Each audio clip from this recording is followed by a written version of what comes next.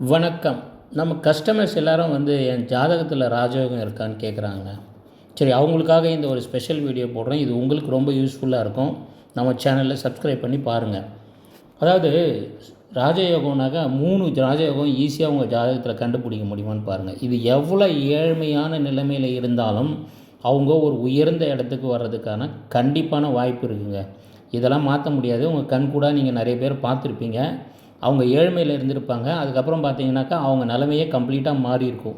ஒரே ஒரு பையனாலேயோ ஒரு பொண்ணாலேயோ வீட்டில் 2 3 பசங்களாலேயோ எப்படி வேணால் இருக்கும். எல்லா ஜாதகத்துலேயும் இதெல்லாம் இப்போ ராஜயோகம்னா என்னன்னு உங்களுக்கு சொல்லிடுறேங்க.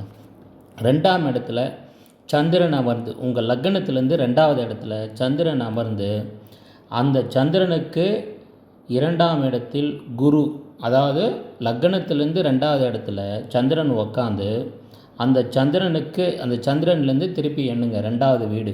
அப்போனா லக்னத்துலேருந்து பார்த்திங்கன்னா 4வது வீடு. 4வது வீட்டில் குரு இருந்தால் இது ஒரு பெரிய ராஜயோகம். அடுத்த ராஜயோகம் லக்னம் விருச்சக லக்னமாக இருக்கீங்கன்னு வச்சுங்க. அதை உங்கள் லக்னாதிபதியான செவ்வாய் எங்கே இருந்தாவது அதுக்கு ஒரு பார்வை கொடுத்துட்டாருன்னு வச்சுக்கங்க. 4ஆம் பார்வையோ 8ஆம் பார்வையோ கொடுத்துட்டாருன்னா உங்களுக்கு பூமிகள் அதிகமாக சேரும், நிலம் அதிகமாக சேரும், வீடு வண்டி வாகனங்கள் அதிகமாக சேரும். இந்த யோகம் இருக்குங்க. அடுத்த 3வது ராஜயோகம் லக்னம், நீங்கள் கடக லக்னமாக இருந்து அதில் சந்திரன் இருக்கணும். கடகத்தில் சந்திரன் ஆட்சி இல்லையா, அங்கே அமர்ந்து சந்திரன்லேருந்து எண்ணிட்டு வாங்க. 7ஆம் இடத்துல செவ்வாய் இருந்தால் அதுவும் ஒரு பெரிய ராஜயோகம்.